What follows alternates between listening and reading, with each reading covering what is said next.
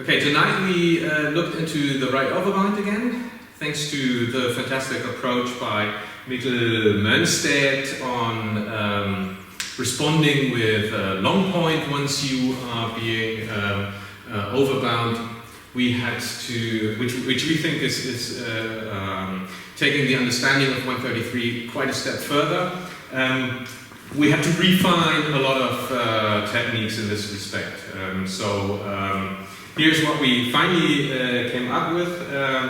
We're going to show it in 2 steps. So at the beginning of the evening I suggested that if I'm going to overbind now, all I need to do in order to win this bind is crossing, which means as soon as my sword crosses over his, I don't need any pressure here. As soon as mine is on top of his, I have won the bind and I'm the overbinder.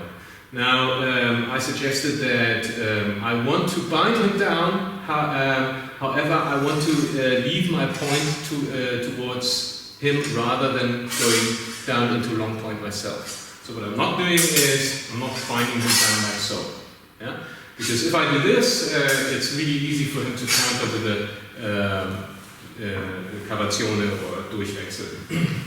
So instead I want to make sure that I build up some kind of thread. So if I leave my point facing his abdomen, it makes sense for me at one point to realign my vector, my angulation of pressure. That's why I did this slight step to the outside. And here I suggested that once I'm here, I could manipulate the sword with a slight impulse before I actually do my shield strike. So this is just something I do in martial arts a lot. This is something I learned. Cornelius doesn't like it so much, but it's just a suggestion, and you accepted it as a variation, didn't you? Yeah. So okay. So this is what we did at the beginning of the night. Was I overbind here. I win the bind. I realign. I give him an impulse, and then comes the shield strike. Here comes the cut to the face. Okay, so we're going to show this swiftly. Take care that the shield remains somewhat in the center, so I can't do the voice. Okay, yeah, this is something that Cornelius reminds me of constantly. The shield, as you strike your shield strike, you should not aim for anything save for bringing that shield into the center. So don't aim for the opponent's shield, go for the center.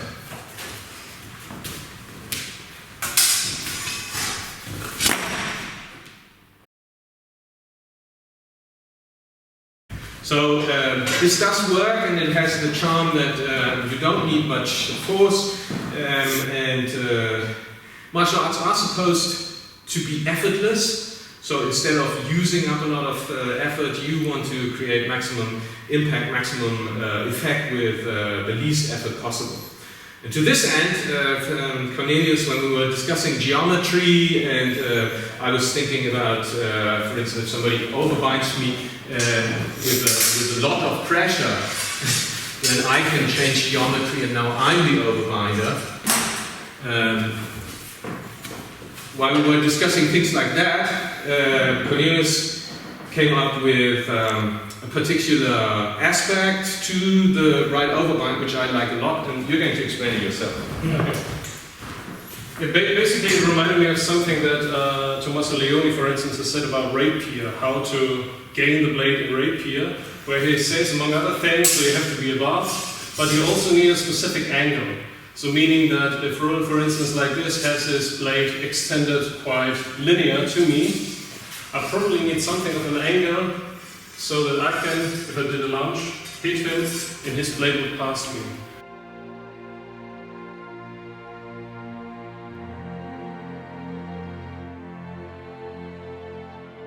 The other way around works the same, so if Roland has an angle of himself, he's pointed his blade over to me. Something like this. I'm not sure if you can see it from above. Can you shoot this from above, because it's... Can you... Yeah. So now his blade would be at an angle, and I could extend it to the thrust with the blade and my arm in line. And of course, with a complex hill, for instance, I could just slide here, it would deviate his blade. So I'm using a bit of this concept when doing my version of the Overbind now, because I'm still trying to threaten him with a thrust or with a point, but I'm doing a slight angle here, so I'm moving it a bit to my left, so now I have the angle, his blade is extended more or less forward, and this gives me a... When you say angle, you talk about the alignment? Probably this angle between the blade and my forearm. Okay, I see. So it's like this. So this gives me something which is really convenient, because I have outflanked him a bit. It's minimal, but this allows me to do the shield strike even if he has his shield more or less on shoulder height. I can go for the center because I have this slight, this kind of angle to his flank. And this makes the shield strike much more stable, because I'm not relying on him to have the shield lower so I can get above myself. And basically, if we do it fluidly, I'm forcing him a bit to the side. So you cannot do the Durchwechseln just like that, because my shield is still here. I could intercept it because I'm closer to the center. And gives me a way of stabilizing the moment where I have to do the shield strike.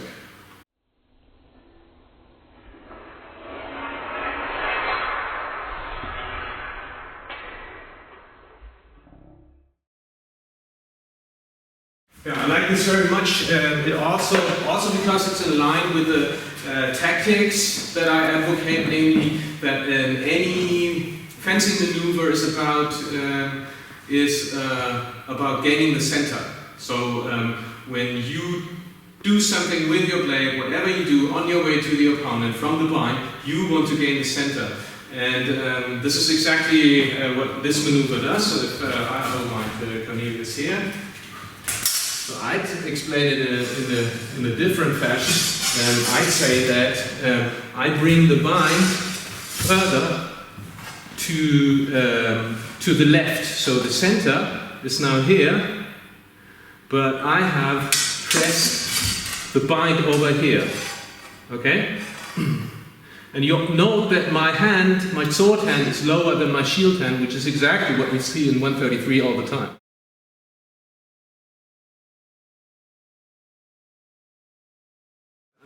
It's almost like I'm crossing hands, which I don't, but pressure-wise, this goes to the center, and this pressure of this hand goes towards his blade, even though, as Cornelius explained, the point is supposed to be still online with the opponent.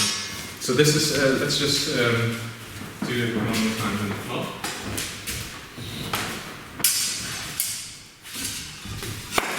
So see?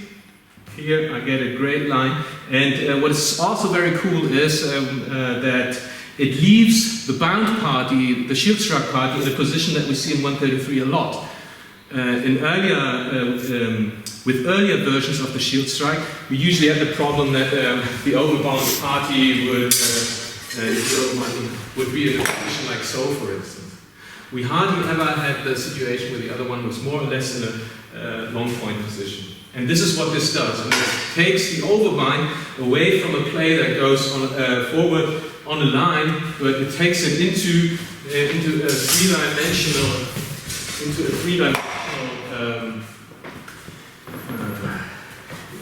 plane where you move around the opponent.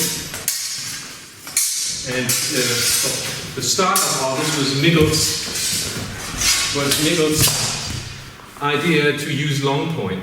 That changes it to a much more breaker-esque sword play, and I like this a lot because it involves less pressure and less strength. So thanks to Miguel, thanks to Cornelius.